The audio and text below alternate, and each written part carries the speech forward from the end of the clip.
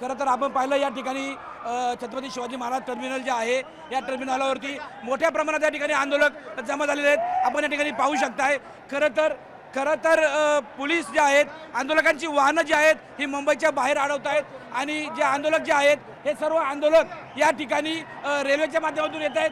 खरं तर रेल्वेच्या माध्यमातून आलेले आंदोलन हे सगळे छत्रपती शिवाजी महाराज टर्मिनलवर उतरत आहेत। मात्र छत्रपती शिवाजी महाराज टर्मिनलमध्ये उतरणाऱ्या आंदोलकांना बाहेर पडण्याला मार्ग नाही आहे, कारण आझाद मैदानावरती या ठिकाणी गर्दी आहे। त्याचबरोबर छत्रपती शिवाजी महाराज टर्मिनल जे आहे त्या छत्रपती शिवाजी महाराज टर्मिनलच्या बाहेर सुद्धा प्रचंड अशी गर्दी झाली आहे। त्यामुळं जे आंदोलक या ठिकाणी ट्रेनच्या माध्यमातून येत आहेत त्या आंदोलकांना या ठिकाणी बाहेर पडायला जागा नाही। काही आंदोलक आपल्यासोबत आहेत, काय सांगाल छत्रपती शिवाजी महाराज टर्मिनलमध्ये मोठी गर्दी होती, काय सांगाल? ही गर्दी जे शासनानं जे हे जो धोरण काढलंय चेपवायचं आणि संपवायचं त्या धोरणाच्या विरोधात गर्दी दिवसांदिवस वाढायला लागल्या।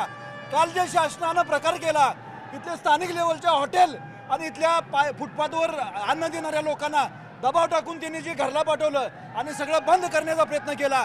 एक प्रकारे पानिपतच्या युद्धामध्ये जी नीती अवलंबली की मराठ्यांना उपाशी मारून ते युद्ध जिंकण्यात आलं, त्याच पद्धतीचं शासन हे अब्दाली शासन या ठिकाणी ह्या सर्व आंदोलकांना दाबण्याचा प्रयत्न करतं। पण शासनाला हे सांगतो हे मराठे आहेत, हे मागं हटणार नाहीत। या दिवसांदिवस जेवढं तुम्ही दाबण्याचा प्रयत्न करशील तेवढा उचलून या मुंबईच्या कडाकोपरीत दडलेला किंवा या महाराष्ट्रात दडलेला मराठा उचलून या ठिकाणी रेल्वे स्टेशन मध्ये गर्दी काय करताय? रेल्वे स्टेशन मध्ये गर्दी करत नाही। रेल्वे स्टेशन मध्ये जे या ठिकाणी थांबलेले लोक नाहीत, जी बेलापूर नवी मुंबई या ठिकाणी जी थांबलेली लोक आहेत ती या ठिकाणी आल्यात। गर्दी करण्याचं कारण नाही किंवा आम्हाला स्थानिक लोकांना त्रास द्यायची इच्छा नाही, फक्त या शासनानं लवकरात लवकर समजून घेऊन आम्हाला मराठ्यांना आरक्षण द्यावं ही जेवढी आमची इच्छा आहे। आणि त्या व्यतिरिक्त मनोजदादा जरांगे यांनी लोकसभेला आपला प्रभाव दाखवला होता, पण तुम्हाला माहीत असेल विधानसभेला मनोजदादा जरांगे साहेबांनी अजिबात भाग घेतला नाही। त्यामुळं मनोजदादा राजकारणी माणूस नाही। मनोजदादाची एकच इच्छा आहे की या गोरगरीब मराठ्यांना आरक्षण मिळालं पाहिजे।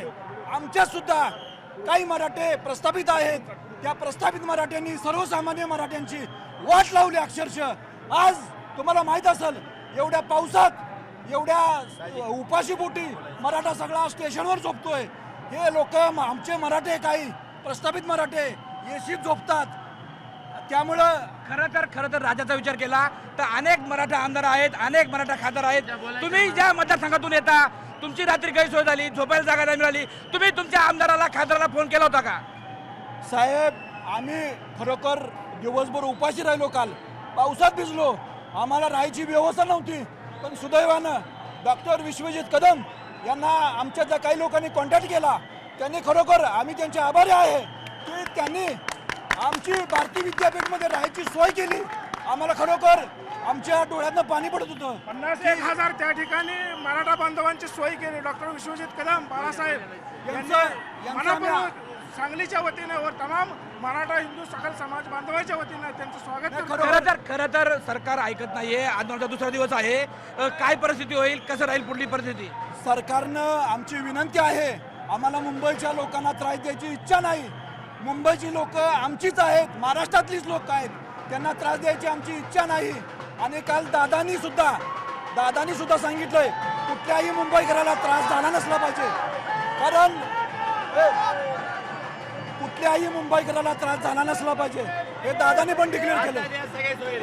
जर दादानी सांगितलं तरी मुंबई पेटू शकते, या शासनानं दखल घ्यावी। दादा हा लोकशाहीनं लढणारा माणूस आहे। जर दादांनी आक्रमक भूमिका घेतली असती तर सगळी मुंबई बंद पडली असती, पण दादांनी कधीही लोकशाही मार्ग व्यतिरिक्त कुठला आंदोलन अवलंबलेलं नाही। मनोज जरांगे पाटील हे लोकशाही मार्गाने चालणारे आहेत, काय सांगाल? या ठिकाणी छत्रपती शिवाजी महाराज टर्मिनलमध्ये मोठी गर्दी झाली। आमचे काल अन्न पाणी बंद केलं होतं, पण आमच्या गावाकडून ट्रकाचे ट्रक भरून भाकरी येणार आहे। त्या सरकारला आमचं सांगणं आहे, फडणवीसला सांगणं आहे की आम्ही आमच्या भाकरी खाऊन या ठिकाणी आरक्षण मिळेपर्यंत आम्ही हटणार नाही, मागे हटणार नाही। खरं तर या अशी ठिकाणी परिस्थिती झालेली आहे. सरकारनं हे 2 वर्षापासून मनोज दादाचा काल 29 ऑगस्ट दिवस होता. 2023ला आंतरवाली सराटीला या ठिकाणी उपोषण चालू होतं. त्यावेळेस आमच्या माता भगिनीवर हरिपाठ आणि शांततेने उपोषण चालू असताना सरकारने हमला केला आणि आज आम्हाला 2 वर्ष झालं आरक्षण नाही दिलं, म्हणून आम्हाला दुसऱ्यांदा मुंबईला आलो. मागच्या वेळेस एकनाथ शिंदे सरकार असताना आम्हाला वाशीमध्ये जी अधिसूचना दिली, सगळे सोयरे कायदा लागू करतो म्हटलं आणि आमची फसवणूक केली. परत आम्ही आज आझाद मैदानावर उपोषणासाठी कालपासून बसलेले आहे मनोज दादा. आणि जर का मनोज दादाचा आम्हाला आदेश आहे, शांततेने आपण या ठिकाणी सर्व शांततेच्या पद्धतीनेच मराठा सेवकांना सुद्धा विनंती केलेली आहे की आपलं आंदोलन शांततेच्या पद्धतीने झालं पाहिजे, आपला कुणाला त्रास नाही झाला पाहिजे. खरं तर आपण पाहिलं मुंबई छत्रपती शिवाजी महाराज टर्मिनल आहे, या ठिकाणी आंदोलकांनी मोठी गर्दी केली आहे. मुंबईच्या बाहेर जे आंदोलक थांबलेत ते आंदोलक रेल्वेच्या माध्यमातून या ठिकाणी मुंबई छत्रपती शिवाजी टर्मिनलमध्ये येत आहेत आणि त्यामुळे या ठिकाणी गर्दी होताना आपल्याला पाहायला मिळत आहे.